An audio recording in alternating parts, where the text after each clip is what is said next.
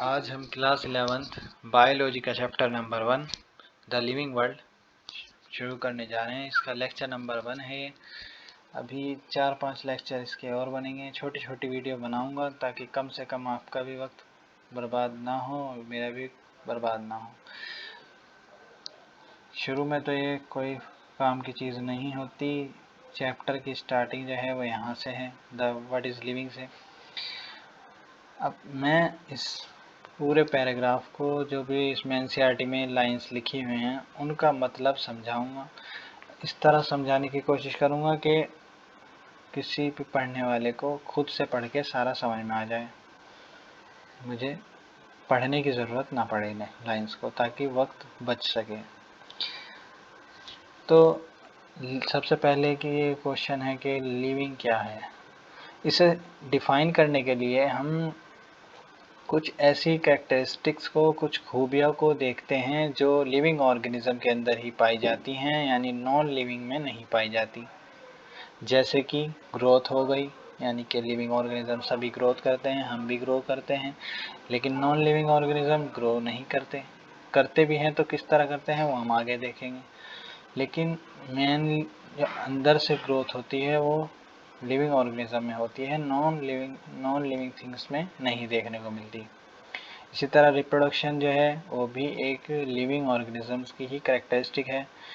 Ability to sense करने की ability जो है वो लिविंग ऑर्गेनिजम्स के अंदर ही है। वो कोई नॉन लिविंग थिंग ना तो सेंस कर सकती है एनवायरनमेंट को, और ना ही कोई सूटेबल रिस्पॉन्स जनरेट कर सकती है एनवायरनमेंट के लिए। ये सिर्फ और सिर्फ लिविंग ऑर्गेनिज्म के ही माइंड में आता है कि एकदम से, जो कि लिविंग ऑर्गेनिज्म का यूनिक फीचर है। अगर हम चाहें तो कुछ और भी करेक्टरिस्टिक्स, कुछ फीचर ऐसे हैं जैसे मेटाबॉलिज्म। मेटाबॉलिज्म का मतलब होता है जो केमिकल रिएक्शंस लिविंग ऑर्गेनिज्म के अंदर होती हैं, उन रिएक्शंस को रिएक्शन ना कह के मेटाबॉलिज्म कहते हैं। अब एबिलिटी टू सेल्फ रेप्लिकेट का मतलब क्या है कि जो लिविंग ऑर्गेनिज्म होते हैं जब वो ग्रोथ करते हैं अपनी सेल डिवीज़न के ज़रिए, डीएनए वो रेप्लिकेट कर जाता है खुद ब खुद, सेल्फ रेप्लिकेट कर जाता है, यानी कॉपी बना लेता है अपनी। रेप्लिकेट का मतलब है डीएनए की ही अपने जैसी ही कॉपी बना लेना खुद ब खुद, तो इसे सेल्फ रेप्लिकेट कहते हैं। तो इनके अंदर, लिविंग ऑर्गेनिज्म के अंदर सेल्फ रेप्लिकेट करने की एबिलिटी है। सेल्फ ऑर्गेनाइज करने का मतलब क्या है? सेल्फ ऑर्गेनाइज करने की भी एबिलिटी है, मतलब कि वो अपने ताकत के बलबूते पे खुद को चला सकते हैं, खुद को हिला जुला सकते हैं, खुद के अंदर उनके एनर्जी है, उन्हें किसी एक्सटर्नल एनर्जी की ज़रूरत नहीं है खुद का मूवमेंट करने के लिए, या खुद को एक जगह से दूसरी जगह ले जाने के लिए। जैसे नॉन लिविंग थिंग्स को हम चला कर ले जाते हैं, चाहे गाड़ी हो, बाइक हो, वो नॉन लिविंग है तो, लेकिन हमें उसे चलाना पड़ता है, उसे एक्सटर्नल एनर्जी की ज़रूरत है, वो खुद ब खुद नहीं चलती। इसी तरह और भी नॉन लिविंग थिंग्स जो हैं वो खुद ब खुद अपना आप को ऑर्गेनाइज नहीं कर सकती, वो मूव नहीं कर सकती। सिर्फ ये खूबी लिविंग ऑर्गेनिजम्स के अंदर ही है। अब यहाँ से शुरू करें अगर, तो ग्रोथ जो है सबसे पहले हमने, क्योंकि यहाँ पे लिखा था कि ग्रोथ जो है वो पहली कैरेक्टरिस्टिक है जो लिविंग ऑर्गेनिज्म एग्जिबिट करते हैं। तो यहाँ ग्रोथ से शुरू करें अगर, तो ग्रोथ का मतलब क्या है? किसी भी लिविंग ऑर्गेनिज्म में अगर मास में इंक्रीज हुआ, यानी कि किसी ऑर्गेनिज्म का मास बढ़ा, वजन बढ़ा, तो भी हम उसे ये कहेंगे इसकी ग्रोथ हुई है। और अगर किसी के नंबर बढ़े या फिर इंडिविजुअल के नंबर बढ़ गए किसी के, यानी कि कोई एक ऑर्गेनिज्म था वो 2 बन गए, जो कि यूनिसेलुलर ऑर्गेनिज्म में सेल डिवाइड होने से 1 से 2, 2 से 4 इस तरह होते हैं, तो वहाँ भी हम उसे ग्रोथ कहेंगे। तो ये दोनों हैं, जो दोनों हैं मास में इंक्रीज होना या नंबर में इंक्रीज होना इंडिविजुअल के, ये दोनों जुड़वा कैरेक्टरिस्टिक है ग्रोथ की। यानी कि मास में इंक्रीज हुआ जब भी ग्रोथ ही कह रहे हैं, नंबर में इंक्रीज हुआ जब भी ग्रोथ कह रहे हैं। तो यानी ये दोनों जुड़वा हैं, जो दोनों जुड़वा हैं, और दोनों एक भी होगा तो उसे हम ग्रोथ ही कहेंगे, दोनों में से कोई एक भी होगा तो उसे हम ग्रोथ ही कहेंगे। मल्टी सेलुलर ऑर्गेनिजम्स जो होते हैं उनमें सेल डिवीज़न के ज़रिए ग्रोथ होती है। और जो प्लांट्स हैं उनके अंदर भी सेल डिवीज़न के ज़रिए ही ग्रोथ होगी। लेकिन फ़र्क क्या है कि प्लांट के अंदर जो सेल डिवीज़न होगा यानी ग्रोथ होती रहेगी सेल डिवीज़न के ज़रिए, वो पूरी ज़िंदगी होगी, पूरी through out the life span होगी कंटिन्यूसली। लेकिन एनिमल्स में ऐसा नहीं होगा। एनिमल में कुछ एक सर्टेन एज तक ही ग्रोथ होगी, जिसे प्यूबर्टी आमतौर पर प्यूबर्टी कहते हैं, जब तक ही ग्रोथ होती है मेनली। उसके बाद भी किसी में ग्रोथ हो सकती है, लेकिन एक सर्टेन एज तक होगी, उसके बाद नहीं होगी।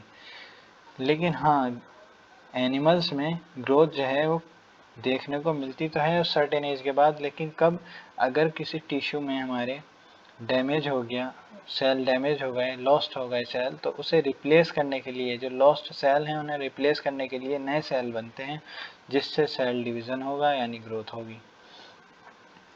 अब यूनिसेलुलर की अगर बात करें तो यूनिसेलुलर ऑर्गेनिज्म जो हैं वो भी सेल डिवीज़न से ग्रोथ करते हैं अपनी, यानी एक सेल वाले ऑर्गेनिज्म जो एक सेल से मिलके बने हैं। हम इंसान की अगर बात करें तो जो इंसान होते हैं वो 100 बिलियन सेल से मिलके बने होते हैं, और यूनिसेलुलर ऑर्गेनिज्म एक सेल से मिलके बनता है।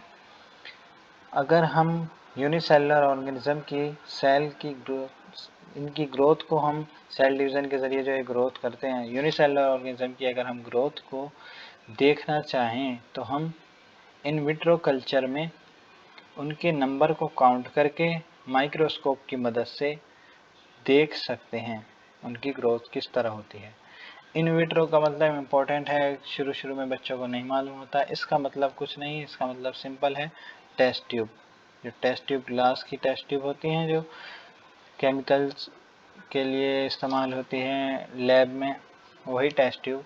इस तरह की टेस्ट ट्यूब में हम यूनिसेलुलर ऑर्गेनिज्म को ग्रो करा कर देख सकते हैं माइक्रोस्कोप की मदद से कि किस तरह से उनमें ग्रोथ होती है। अब मेजॉरिटी जो हायर एनिमल्स और प्लांट्स हैं उनमें जो ग्रोथ है और रिप्रोडक्शन है ये म्यूचुअली एक्सक्लूसिव इवेंट है। इसका मतलब क्या? इसका मतलब ये कि जो ग्रोथ है और रिप्रोडक्शन है वो एक दूसरे से म्यूचुअली हैं, यानी एक दूसरे से रिलेटेड तो हैं, एक होगा उसके बाद ही दूसरा होगा, इसका मतलब यह है म्यूचुअली का। और एक्सक्लूसिव का मतलब है कि दोनों अलग अलग वक्त पे होंगे, सेम वक्त पे नहीं होंगे, सेम टाइम नहीं होने के। जैसे पहले हम इंसान की बात करें तो पहले ग्रोथ होती है, बच्चा छोटे से बड़ा होता है, फिर वो रिप्रोड्यूस करने के लायक बनता है, उसके बाद वो रिप्रोडक्शन कर पाता है। तो पहले ग्रोथ हुई फिर रिप्रोडक्शन, फिर वो रिप्रोड्यूस जब करेगा तो उसके न्यूबॉर्न बेबी होंगे, तो वो बेबी फिर ग्रोथ करेंगे फिर रिप्रोडक्शन करेंगे। तो ये म्यूचुअली एक्सक्लूसिव इवेंट्स हैं।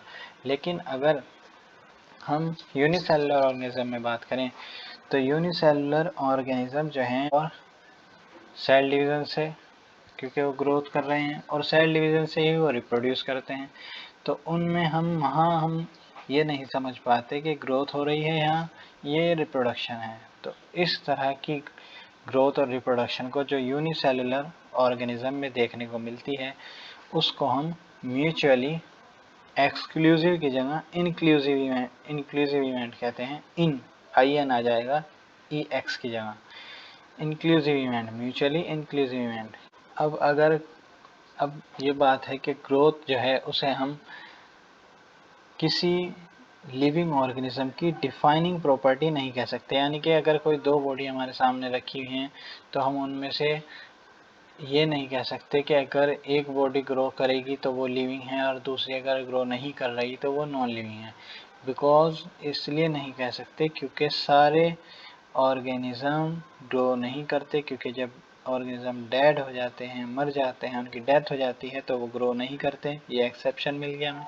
लेकिन हमें ऐसी करेक्टरिस्टिक ढूंढनी है कि ऑर्गेनिज्म की करेक्टरिस्टिक ढूंढनी है जो बिना किसी एक्सेप्शन के सारे ऑर्गेनिज्म एग्जिबिट कर रहे हों। यहाँ एक्सेप्शन आ गया, यानी ये डिफाइनिंग प्रॉपर्टी नहीं है। सारे के सारे लिविंग ऑर्गेनिज्म जब ग्रो कर ही नहीं रहे थे हम, इसका मतलब ये थोड़ा ही है कि वो नॉन लिविंग है जो ग्रो नहीं कर रहा मरने के बाद, है तो वो लिविंग ही, उसकी डेथ ही तो हो गई। दूसरी वजह यह है कि माउंटेन्स, बिल्डर्स और सैंड मून्स ये भी ग्रो करते हैं, यहाँ लिखा हुआ है ना। इसका मतलब क्या? माउंटेन का मतलब पहाड़, पहाड़ों पे जब हवाएं चलती हैं उससे धूल मिट्टी आके उन पे जमा होती है, उनका साइज बढ़ने लगता है, तो ये भी ग्रो कर रहे हैं। बोल्डर्स का मतलब कीचड़, कीचड़ जो है वो भी अगर कीचड़ डालते रहें एक जगह, वो भी ग्रो होती है।